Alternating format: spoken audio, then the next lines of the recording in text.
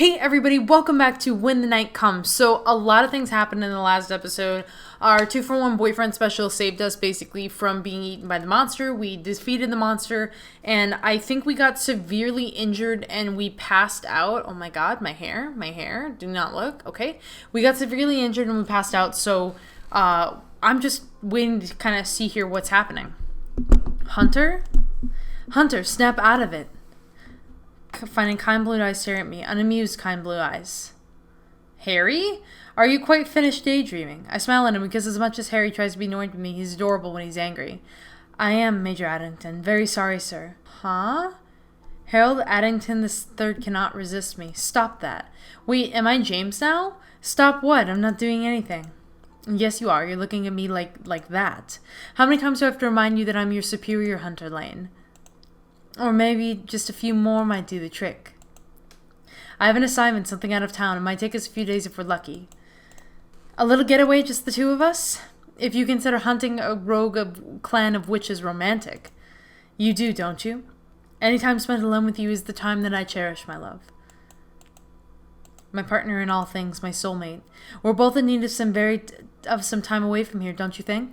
Even if it does involve us being knee-deep in angry witches. Sweet talk me some more, please. I don't know how I ever resisted you. You didn't. So smug. They say that nothing lasts forever, but all that felt like to me was a lie told by people who never truly found love like I did. I knew that Harry was special when I first met him. We found a connection immediately, only to have it torn asunder when he failed the initiation. But even with an ocean between us and both of us sent on differing paths, we still found our way back to one another. 5 years, 10 years, 15. A partnership forged out of love, trust, strength. We were unstoppable. I'd do anything for Harry. But in the end, that's why it began to go wrong. You shouldn't leave. Not right now. Your people need you. I need you. I have very little choice. Such meetings can't be postponed. Don't pull the I need you card. Things are under control now, James. Besides, it's just a few days. I'll be back before you know it. Please, Harry, this has to stop. I know you think you're doing the right thing, but it's not worth it. None of this is worth it. I love you too much to let this destroy you. Think of everything you've achieved. Will you throw all that away just to make some numbers look good? It's not about numbers, and you know it. It's about saving people's lives. It's about stopping those things from overwhelming us until we're nothing but... It's about doing what I swore to do, fulfilling my duty as protector of this country, protecting you. I can protect myself. We'll discuss this further upon my return, but I must go. The carriage will be waiting for me. Do not share this, Harry. You're further away from perfecting it than you think, and you know it. You've always underestimated me, my love. He kisses me, and something about the way he does so makes me believe it's for the last time. Ooh. After Harry's departure, I sat at my kitchen table and wrote him a letter before my nightly patrol. I knew I wouldn't make it to him before his meeting. In fact, I wasn't even going to send it. I just had a feeling. My dearest Harry, as much as I love to muse about how I long for you to return, to lay with me in our bed, I'm afraid this letter comes with a less light-hearted message. I'm worried. These experiments are troubling me, and I've been unable to sleep soundly since you showed me last week. I fear something terrible will happen that we won't be able to hide, that you won't be able to recover from. Is this really what they cursed all of us with all these years ago? I always knew that we were different. Something within us made us stronger, but... Children, Harry, we were children. Think about that before you continue with this. Think about their intentions, and why no one has attempted this before. I'll be leaving for a hunt this evening, missing you every step of the way, my power dulled without you standing strong by my side. All I ask of you is that you slow down perfect things before you dare to implement your plan. I'm not sure how much longer I can sit back and watch, just waiting for it all to go wrong. I love you and I just want my husband back. We can make it through anything as long as we have each other. Always yours, James. The graveyard is quiet, peaceful. James Addington Lane. Brave hunter, loving husband, cherished friend. I haven't seen this yet. I stand, blurring, a familiar yet searing pain in my temple as I turn and see tall figures before me, silhouetted by bright moonlight. They will put the hunter part first, wouldn't they? James steps closer, standing by my side and sparing his grave a glance. The second you become a hunter, it trumps everything else. You're not even really considered a human first anymore. Am I dead? Homie, am I dead? Am I dead? He shakes his head. No, but you're somewhere in between, just like me. Just like you. Huh. It's behind you. My words are monotone, though I intended for them to be loud, a warning. My throat feels tight, and once again I'm stuck where I stand. He shakes his head, ignoring the looming threat, dark eyes focused on me and me alone. It's not real. You killed him, after all. Him? You simply did what I couldn't, what I should have done. I froze, too afraid to hurt someone I knew. As a hunter, you know you cannot hesitate, cannot second guess. If you do, people die. It thrilled me. I thought that was how it got you. I saw... You saved them, Swiggity, though your job isn't done yet. What did they do to us? It's easier if I show you. I stared at the familiar building before me. It's the academy. It's Hogwarts. It's Hogwarts. Okay. Feels different now, doesn't it? Well, actually, it's a hunter academy, so it's more like Cabela's. It's a Cabela's, guys. We were raised at a Cabela's. I was so excited to be chosen. Most of us are. They make it feel like passing the initiation is some kind of coveted honor. If not an honor, then what? A curse? Are you ready? Ready for what? To finally find out how hunters are made. I heard that we grow on trees. If only it were that simple, Swiggity. What do you remember of your initiation? As I suspected, they're good at making you forget what they need to, aren't they? You have been taken into the courtyard at night, right here where we stand. Then they would have asked you to take your oath to pledge yourself to the cause. A witch would have offered you a vial of something which they then expect you to ingest. I remember, I think. They say those that fail experience a great discomfort, vomiting, convulsions, though it's still not known what makes us different to them. I swear that no night will be traversed in fear, that morning will be a promise and not a hope. I swear I shall lay down my life in the cause of my duty, to protect the vulnerable for the creatures of this realm and any beyond it. Until my final breath I pledge myself to you, body, mind, and soul. Then I remember the way it tasted, the way it made me rich, and fall to my knees. I dug my fingers into the dirt until they bled, skin cracked and nails split. It burned my throat, and my body fought hard to reject it, but I lost. When I opened my eyes, that vial is gone. Not dead nor the living. Bind them and reveal to them the strength of ascension. We summon you to reach your wizened hands to them. Let them be the vessel that will carry us forward. It is written that this power is our right to wield. Give to their body what separates man from the vulnerability of the flesh. Be that which may push the boundaries of a mortal coil. The blood of the vampire, creatures of the night, consumer of life. Impart your keen awareness and resilience, but not be shunned of the light or endlessness of life. The blood of the fae, tricksters incarnate, denizens between realms. Impart your cunning and agile grace, but leave your weakness to the elements. The blood of the demon, purveyors of evil, guardians of the realms. Impart your strength, but not your anger. The blood of the lichen, predators under the moon, beasts of instinct. Impart your primal power, but not the madness within. Blood. Why does it always have to be blood? So we basically consumed a concoction that made us all part monsters. Like, we're part fae, part human, part lichen, and part vampire. Fight fire with fire, as they say. A simple human wouldn't stand a chance against the beasts we face. The early hunters were true warriors who fought and died too quickly for us to stand a chance. An order was formed. People had known of the creature's existence before the day of revelation. People had befriended them, worshipped them even. They formed the agency, the first enforcers. They studied the way vampires can infect us, the way lichens can curse us. It's simple biology, a touch of magic, and they have a carefully curated weapon on their hands. I don't know how long it took them to perfect it, and I dread to think how many lives were lost. And it was only truly a matter of time until someone took it too far. I just never thought it would happen in the place I called home. Someone in Lunaris. It's Harry. Oh God. I need to go back in time. I need to find out and stop them to protect. Breathe, Swiggity. James. Our fallen hero, killed simply for being too kind. You have so much to do. It's not your time, not yet. Of all the wrong he's done, he did well in choosing you, Hunter Swiggity. You've made me proud, made all of them proud. It would have been such an honor to fight by your side. Oh my God, it's Harry. It's Harry. Oh my God, it's Harry, guys. It's been Harry all along. We known it was Harry. This is dumb. We just didn't know why and like what his endgame was. Do not move. Let me check you over. Did you enjoy your nap? You're fine, as good as new, in fact. Not everyone gets the best healer in Escria as their own personal doctor, you know, sweetie. Aw, they're hugging. We've been so worried. Alive. I couldn't truly figure out why you were awake. I had a hell of a time getting in and rest, you know? I'm sorry I worried you. You know it'll take more than a flesh wound to get rid of me, though. Our brave hunter, or stubborn, I suppose. How long have I been out? 2 days, and Asbor did an excellent job of healing you, even though he near exhausted himself. Do you feel okay? I feel no pain. Did we do it? Is it really dead? You did it and you were incredible. We did it together. We merely assisted. You were forced to be reckoned with, Swiggity. It didn't stand a chance. And now the bad guy is gone, so you can finally rest. Huh. I don't think that this creature was the bad guy, not even close, just a pawn. I couldn't help but notice you were stirring while you slept. I couldn't pull you from your slumber no matter how I tried. Something happened, didn't it? I'm not sure if you believe me if I told you. How about you try us? We lived in Lunaris long enough to be immune to most weirdness, Swiggity. I had a dream, I think. It might have been something more. James was there, really there. We spoke and he showed me what I think were his memories, some of mine too. I saw the academy, my academy. It felt so it felt so real. Everything.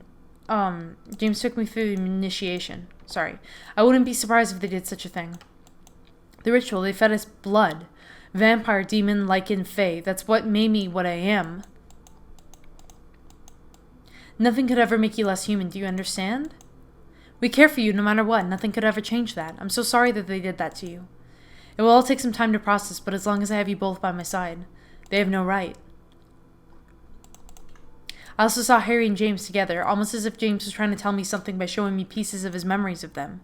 James wrote Harry a letter the night that he died, and they argued prior to that. James kept asking him to think about what he was doing. I got the impression that he holds a lot of guilt over what happened, and he told me that he should have killed the creature when he had the chance. Something made him hesitate. That isn't like James. Like all hunters, he always knew that hesitation means death. The thing that killed him or the person that killed them, he knew them. That's why they hesitated. That's why he died. Oh no, poor James. While you rested the clan rescue Fiyero, it went well, but they haven't even bothered to come looking for him. I find it so unusual that they don't seem to care. They all lost a supposedly valuable prisoner, and yet they don't sit and twiddle their thumbs? Exactly, they know where he is. They're not complete and utter morons, I think. They could very well be onto us. They could, and after what you've just told me, I can't help but think that's why they held them. To make more of whatever nasty concoction they fed you, to make more hunters? Surely they haven't gathered the blood in such a violent manner all this time. Surely they have deals, something. I feel like it runs so much deeper than that. Do you remember the first hunters, Finn? It's okay, Finnegan. I do, yes. I was actually on Relevation Day, where it all began. I'm not sure if they were true hunters then or even when the Order was truly formed, but they were just humans. They fought and most of them died. Maybe that's why they sought to make something to make them stronger, because they wouldn't stand a chance against you otherwise.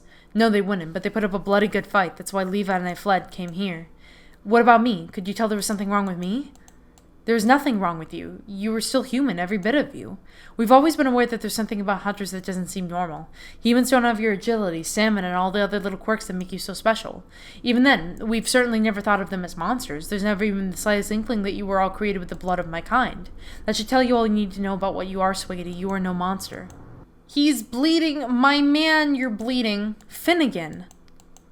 No, you're still weak. You need rest. I will not have you making yourself sick when someone else might need you far more than me. That thing, it was no normal creature. You could get sick. It's already infected. You're a fool not to tell me. Don't worry about me. I'll be fine. Then, if you won't let me heal you, you need to feed. Who do you usually feed from? I stopped hunting properly when I met Ezra, though I had little choice being bedridden after my little incident. He glances down at his prosthetic, the magic that flows through it pulsing as he spreads and closes his fingers, turning his palm on what I've come to notice is a habit of his. After he saved me, I can no longer bear the thought of hurting someone like him any longer. He changed my life, saved my life, and continued to assist me in becoming a better man. That included agreeing to allow me to feed on him so that I wouldn't have to seek that elsewhere. Not just a fashion choice, so that's why he wears those high little, poop collars. Witch's blood is potent. It keeps us sustained for a lot longer than a normal human would, which means I don't need to feed that often. But with everything that's going on recently, you haven't fed in months. Yeah, feed on me, man. Tell me what it's like. I'm excited. What does it feel like? For both of you. The way I feel when I feed on someone I'm close with is euphoric. Like in that moment, nobody says, oh my god, Ezra really enjoys that shit. Ezra really enjoys being eaten. Nothing else exists but them and I. You can feel everything they feel, everything they want, as if you become one. It's very sexual. Okay, that's interesting. Alright, I want that with you. I want you to feed on me. Okay. I'm not really into vampire things, but this is interesting. I need you to hear you say it again. Take whatever you need. It's yours. Oh my god. Did he bite? Did he bite? Did he bite? Just breathe. It'll only hurt for your second. Keep your eyes on me. Finn litters my skin with reverent kisses. He's gentle in his build-up. Wow, this is a lot for, like, feeding. I figured that it would just be, like, a little and, you know, one and done kind of thing. But no, it's a whole ordeal. Okay. And then I feel his fangs gently graze the tense column of my throat, his fingers tight where they grip my waist, almost as if he's holding back. It's in that moment that I realize how much I really do want this. My body's singing for him, for both of them. Please. I push my fingers into his hair, the soft ink-black strands snarling about my fingertip. I'm very surprised by this. He bites me. As he does, Ezra kisses me. The pain from Finn's bite is quick, hot, blinding. The penetration fleetingly resistant as his fangs sink into my flesh with a quiet pop. The ache fades quietly, my pulse flickers wildly as he saps blood from my veins. I've never felt more alive, and it's like I can feel his every thought, his every desire. A perfect lilting chorus of my name singing in his mind. Swiggity, swiggity, swiggity. I moan, the noise breaking as it crashes against Ezra's lips, and suddenly you can feel Finn everywhere. He pulls away faster than I expected, and strangely I almost miss the pain. He soothes the marks with his tongue, lapping up any stray droplets that coat my overheated skin.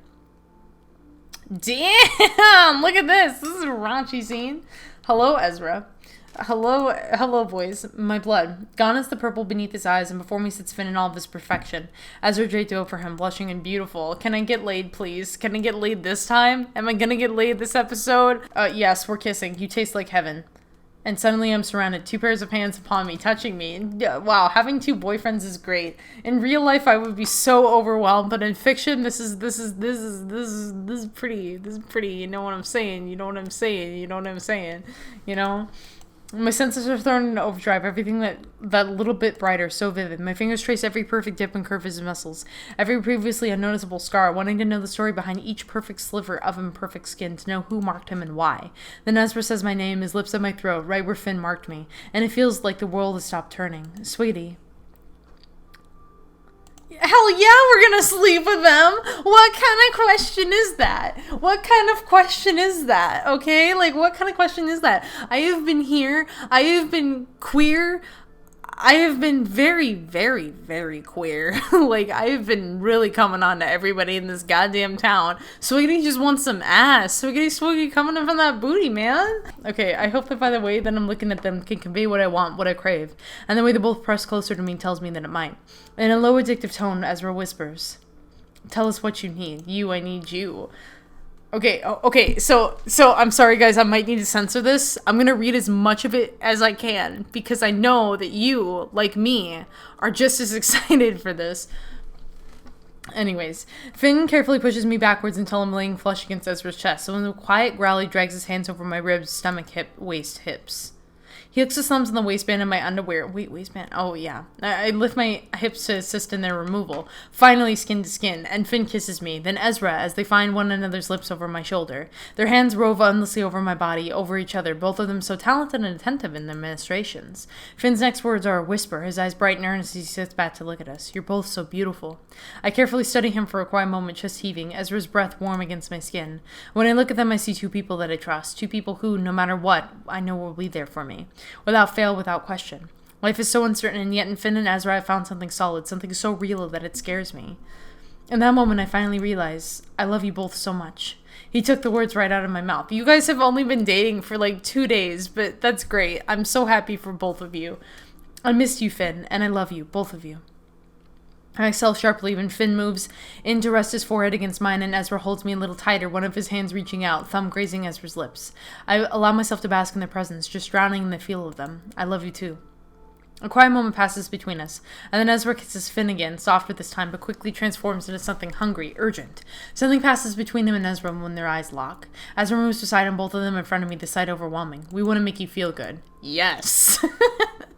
Finn smiles, his fangs sharp, his eyes bright. Ezra raises his hand, clicks his fingers, and the candles that light the room flicker and fade out, leaving us in darkness. Them and me, our bodies join as one, both of their names falling from my lips like a prayer, until the only words I think I'll ever need. That's it! That is the